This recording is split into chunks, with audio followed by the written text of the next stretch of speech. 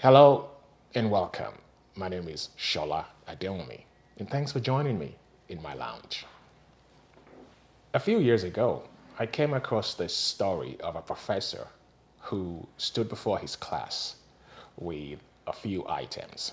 And without speaking, when the class resumed, he picked up a large but empty jar and proceeded to fill it up with golf balls. He then asked the students whether or not the jar was full. They answered, yes, of course. The professor then picked up a box of pebbles and poured them into the jar. He shook the jar lightly, and the pebbles rolled into the open areas between the golf balls. He then asked them again if the jar was full. And again they answered, yes, of course.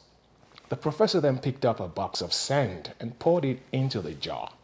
He asked once more if the jar was full, and once again the students responded with a unanimous yes.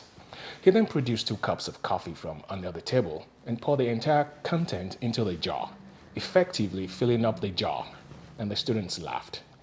As the laughter subsided, the professor told the class that he just wanted them to recognize that the jar represents their lives. The golf balls are the important things: your family, your children, your health, your friends, and your favorite passions. If everything else was lost and only those remained, your life would still be full. The pebbles are the other things that matter, like your career, your house, and your car. Some of us put these things before the balls. The sand is everything else, the small stuff. If you put the sand in the jar first, there will be no rooms for the pebbles or the golf balls. The same goes for life.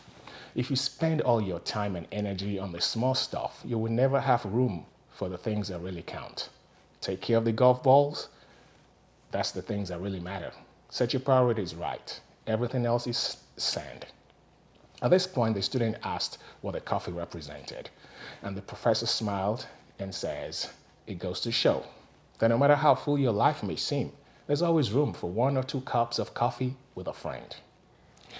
As the new year rolls in, many of us make resolutions for the coming months. Essentially, these will be declarations of intent, statements of our goals and aspirations, reflections of what we consider to be important. So maybe at this point, we should begin to ask ourselves what the resolutions are centered on: the golf balls or the pebbles? Are we going to spend this new year filling our jars with sand?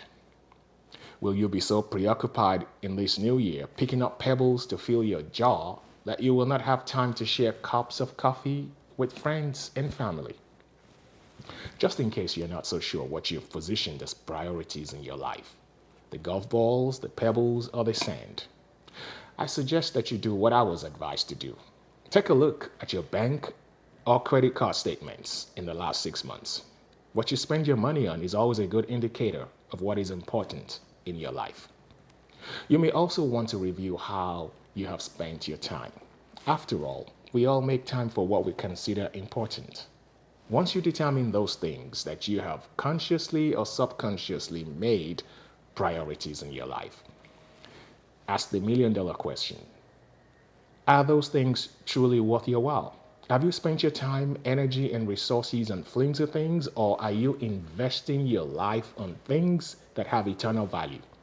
If you don't make it home tonight, who's going to inherit your house? Who would end up cruising that luxury car that you labored so hard to buy?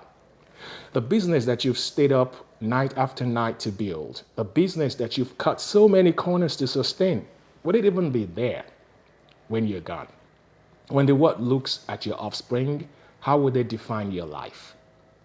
Take care of the golf balls first, the things that really matter. Everything else is sand. My name is Shola Adeomi. Thank you for doing life with me in my lounge.